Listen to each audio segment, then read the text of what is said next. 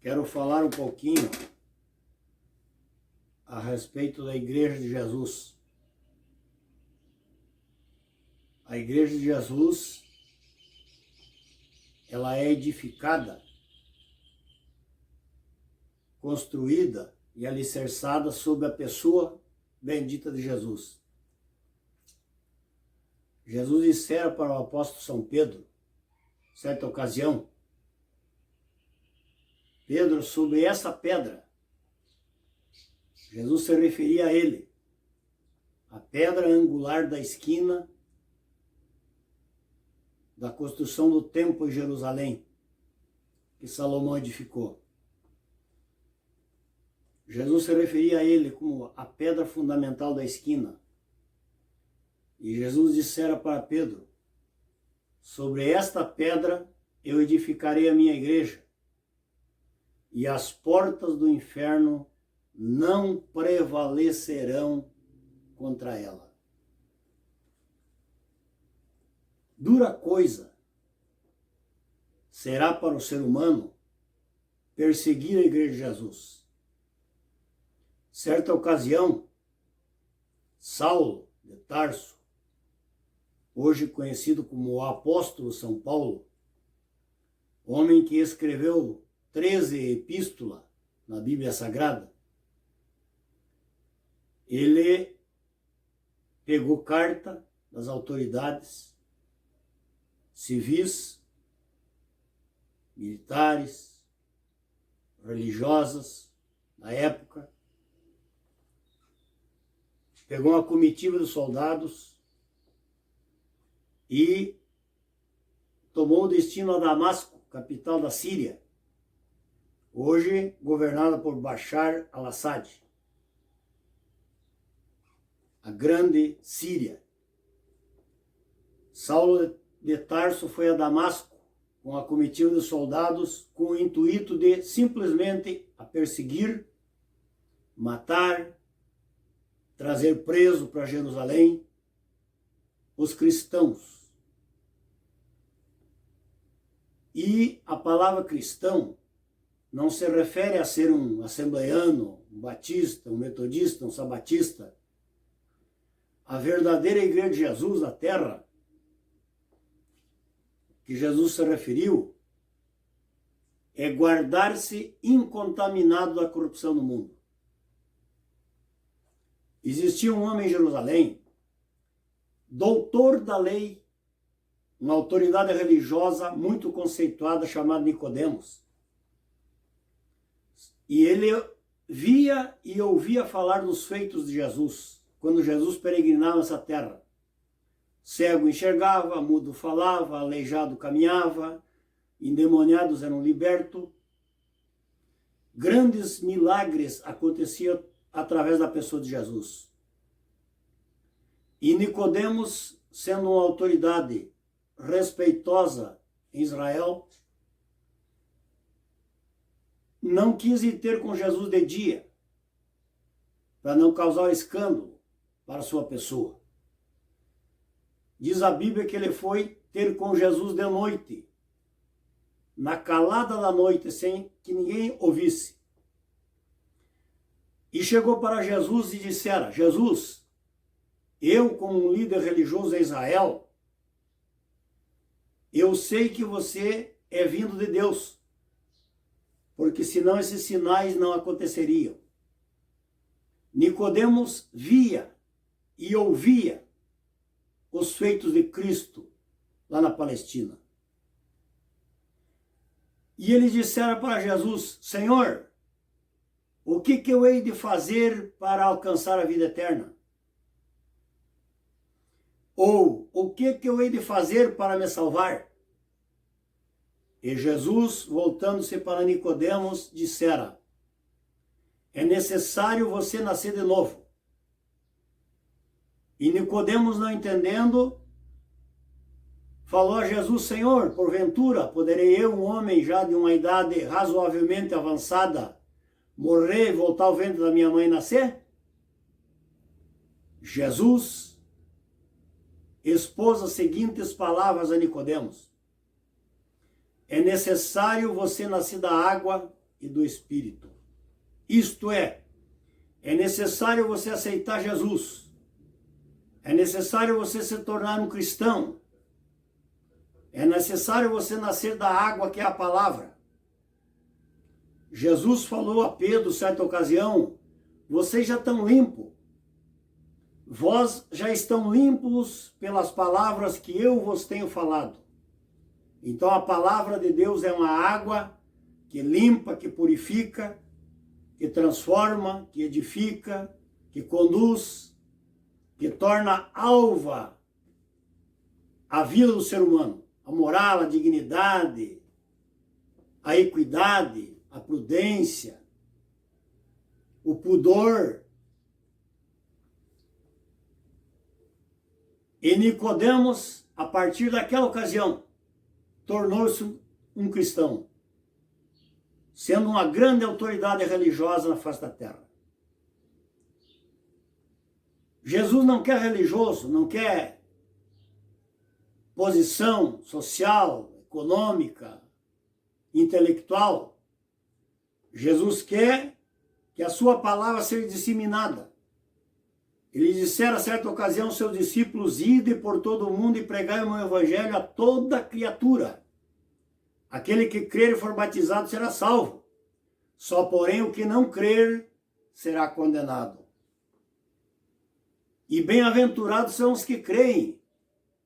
E o crer, que leva o homem a tomar uma decisão, a fazer uma renúncia, a abandonar o mundo, é pelo ouvir da palavra de Deus. Jesus dissera a certa ocasião: aquele que quiser vir após mim, renuncie-se a si mesmo. Renuncie o mundo. Renuncie os seus prazeres efêmeros dessa vida. E tome sobre si a sua cruz e me siga. Essa cruz que Jesus se referia não é de madeira, não é de aço, não é uma cruz feita pela mão do homem. É a cruz do amor, do perdão, da responsabilidade, da equidade, da pureza, da moral, do respeito para com seu próximo. Essa é a cruz que Jesus que nós carregamos. E a fé vem pelo ouvir da palavra. O cidadão ouve a palavra, adquire fé e aceita Jesus, se torna um cristão. E ser cristão nesse globo terrestre não é ser assembleiano, nem batista, nem metodista, nem católico. Ser cristão é ser seguidor de Jesus. É fazer como Jesus fez. É andar como Jesus andou. É amar como Jesus amou. É perdoar como Jesus perdoou. É se separar do mundo, da promiscuidade, da imoralidade, da degradação moral, assim como Jesus se afastou. Paulo dissera certa ocasião: sejam meus imitadores, assim como eu fui de Jesus. Nicodemos se tornou um cristão. Nessa ocasião, Paulo, que tinha o nome de Saulo, morava na cidade de Tarso, e ainda a Damasco com autoridade, com carta e recomendação das autoridades militares, religiosas e civis da ocasião, que na ocasião era o Império Romano que governava esse planeta Terra. Só porém Saulo não sabia que ia ter um encontro com Jesus. Ele saiu de Jerusalém para perseguir os cristãos em Damasco. E ao caminho de Damasco ele teve um encontro com Jesus. Ele foi cercado de um esplendor muito grande de luz, perdeu a sua visão e ficou cego. E caiu do seu cavalo. E ao cair do seu cavalo, com a perda da sua visão, por ver aquele grande esplendor de luz, que era Jesus que estava se apresentando para ele, Jesus então clamou em meio àquele esplendor, dizendo: Saulo, por que tu me persegues? Dura coisa é para ti perseguir a minha igreja. Você veio de Jerusalém a Damasco para perseguir os cristãos. No momento que você estiver perseguindo um cristão, você está meia perseguindo. Porque Jesus é a cabeça do corpo. E esse corpo é a igreja, independentemente de crédulos religiosos, de denominação religiosa. Jesus tem uma igreja na terra, que é o seu corpo, os membros do seu corpo. E ele é a cabeça. E ele dissera para Saulo: Saulo, por que tu me persegues? Jesus já não estava mais na terra. Já tinha passado o período da sua morte, da sua ressurreição, dos mais 40 dias que ele passou entre os discípulos num corpo incorruptível ressuscitado, dando instruções, instruindo a sua igreja. Jesus já tinha sido elevado aos céus, mas agora lhe apareceu a Saulo. Por que tu me persegues, Saulo? E Saulo dissera, sem poder enxergar, mas podia muito bem ouvir: Senhor, quem és tu, Senhor? E Jesus disse a Paulo: Eu sou Jesus o Nazareno, a quem você persegues. Mas Saulo não estava perseguindo Jesus, estava perseguindo os cristãos. Mas não sabia ele que não estava perseguindo os cristãos, estava perseguindo a Jesus. E perseguir a Jesus é pedir para perder guerra, é pedir para ser destruído, para ser dissipado. Porque lutar contra Deus, ninguém consegue lutar contra Deus. Quem és tu, Senhor? Eu sou Jesus, o Nazareno, a quem tu persegues. E Saulo, humildemente, disse: Senhor, o que eu farei? O que eu posso fazer, Senhor? O que eu hei de fazer, Senhor? O que eu preciso fazer, Senhor? Jesus bradou e disse: vai a Damasco, a rua chamada à direita, vai na casa de um homem chamado Judas, e lá eu te direi o que tu deves fazer. Saulo foi com a comitiva, sendo conduzido pelos seus companheiros, pelos seus subordinados. Foi a Damasco, foi à rua chamada à direita, foi na casa de um homem de Deus.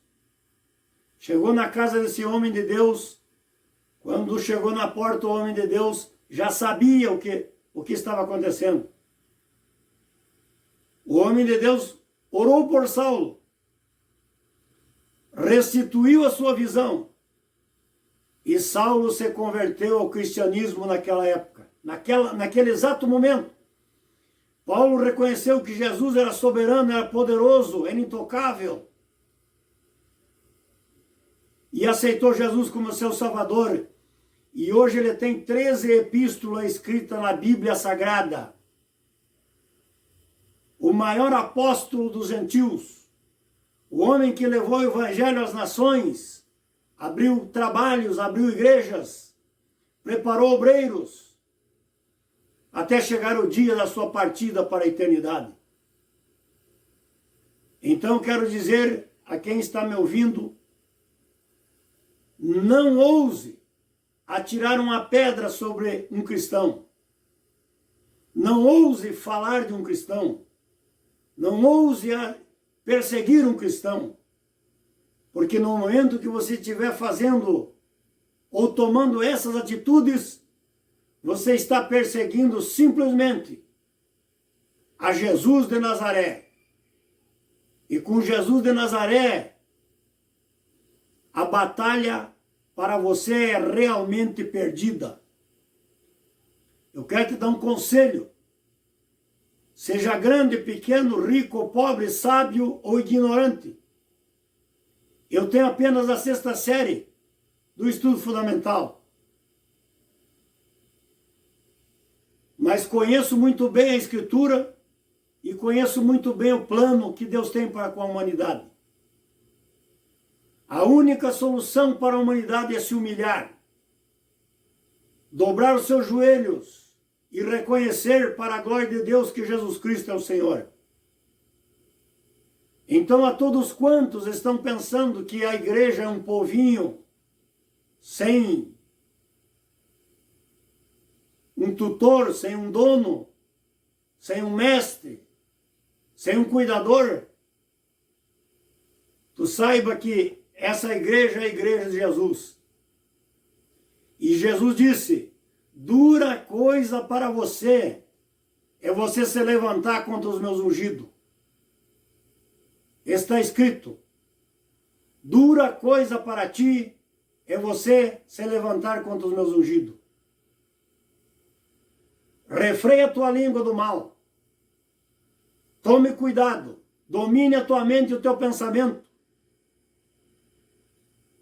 E reconheça que a igreja aqui está na terra como a luz do mundo e o sal da terra. A luz é para iluminar e o sal é para dar tempero e para dar condições com que as coisas não se deteriorem. As portas da igreja têm que estar abertas. Jesus é a autoridade máxima desse universo. Mesmo depois da morte, você vai ter que se apresentar ante Ele, na sua presença,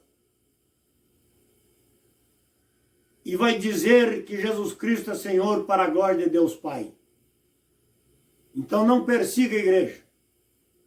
Não ouse pronunciar juízo de maldição sobre a igreja. Abençoe a igreja. Ore pela igreja. Se aproxime da igreja. Dê apoio para a igreja. Se todos os povos da terra, particularmente em nosso país aqui no Brasil, fossem cristãos, não precisava presídio, não precisava delegado de polícia, não precisava contingente na brigada militar, não precisava de investigador de polícia, porque o crente observa os mandamentos do Senhor. Os mandamentos do Senhor que Deus deu ao Israel no Monte Sinai é: não matarás, não furtarás, não dirá falso testemunho contra o teu próximo, ame o teu pai e a tua mãe para que te vás bem e viva longos anos sobre a face da terra. E Jesus resumiu os 10 mandamentos em apenas 2. Ame a Deus acima de tudo e ao teu próximo como você ama a ti mesmo. Aquilo que você deseja para você, deseja para o próximo. Aquilo que você não deseja para você, não deseja para o próximo. Porque toda a lei de Moisés se resume nesses 2 mandamentos. Amar a Deus acima de tudo e amar ao próximo como a si mesmo. Seja um cristão autêntico. Tenha as marcas do Evangelho na tua vida. Guarda a palavra de Deus no teu coração. Porque Jesus falou no Sermão da Montanha: bem-aventurados são os de limpo coração. Bem-aventurados os que amam a justiça. Bem-aventurado aqueles que semeiam a paz. Deus que te abençoe e te guarde e te proteja desse surto epidêmico que está assolando os moradores da terra. Jesus te guarda, te protege. Entregue os teus caminhos ao Senhor, confia nele. E o mais, Ele tudo fará por você. Deus que te abençoe, em nome de Jesus.